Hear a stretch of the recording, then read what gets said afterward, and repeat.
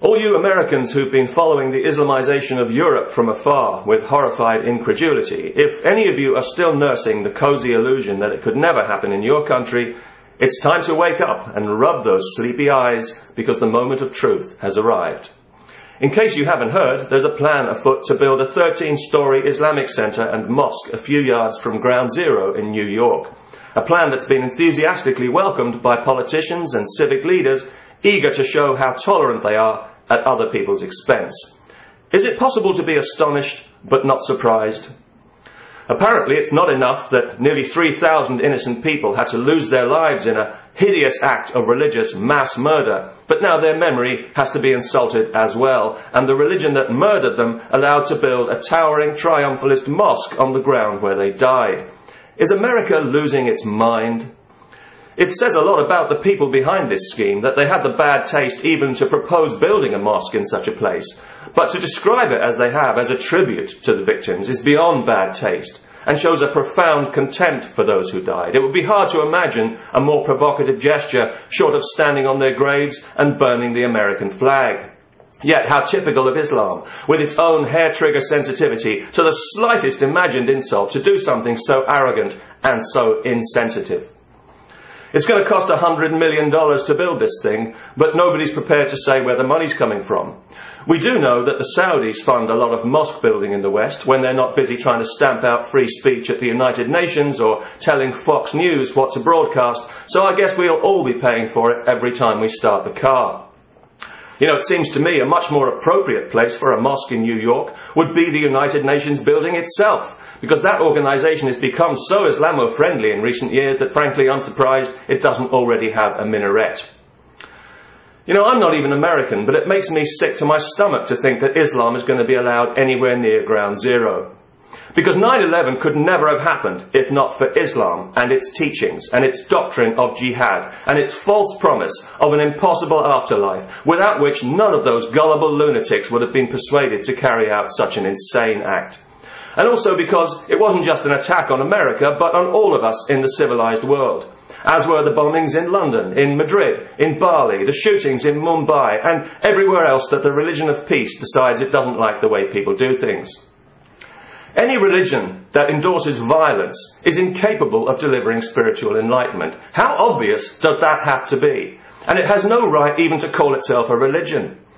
Without the shield of religion to hide behind, Islam would be banned in the civilized world as a political ideology of hate, and we have no obligation to make allowances for it any more than we do for Nazism.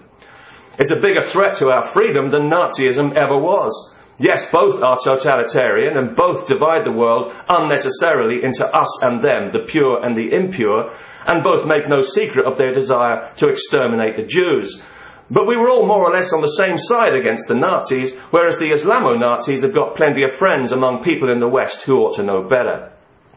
American politicians now regularly make the kind of dimmy noises about diversity as an excuse for Islamization, the same kind of thing that we've become so depressingly familiar with in Europe. It's true that diversity has been good for America. It's been the making of that country. But American diversity has always been grounded in respect for the values, the individual liberties that make America what it is. Islam rejects those values, and that's the difference, and it's a very important difference. Islam despises what America is. It rejects everything America stands for, including freedom and diversity. And any Muslim who denies that is a liar. The organisation behind this scheme is called the Cordoba Initiative, and the building is to be called Cordoba House. And this is because Cordoba, or Cordoba, is the city in southern Spain where Muslims built their first great mosque at the start of, and as a symbol of, their conquest of Spain. The Ground Zero Mosque is intended to serve the same purpose in America. Building mosques on conquered sacred ground is standard practice. It's what Islam has always done to assert its supremacy, and that is what's happening here. And of course they know how insulting it is, how offensive it is. Are you kidding? Why do you think they chose a site as close as possible to Ground Zero? Or do you think that that was just an accident? And they also know that once it's built, it'll be there forever, as a permanent affront to all Americans, gloating in triumph and a major bridgehead in the ongoing stealth jihad. That's how the Muslim world will see it, and that's how they'll be encouraged to see it. And to be fair to them, that's exactly what it will be, confirming what they've always suspected, that America is a soft country, a decadent country, crippled by political correctness, confused and guilt-ridden, with no backbone and no pride. They plan to open it next year, on September the 11th, the 10th anniversary of the atrocity. Is that tasteless enough for you? I'm surprised they haven't organised a 757 flypast. But you know, it doesn't have to be this way. Here in London, we had a similar situation just recently, where they wanted to build a gigantic mosque to overshadow the Olympic Games.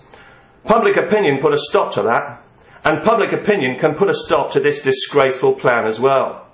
And it can tell this group, and the politicians who support them, that enough is enough, and that this is one insult too far, and that America is a big country, and there's plenty of room for them to build their offensive mosque, if they have to, somewhere else, somewhere perhaps more appropriate to the spirit of their religion, like the Arizona desert or Death Valley. Peace, and God bless the kuffar.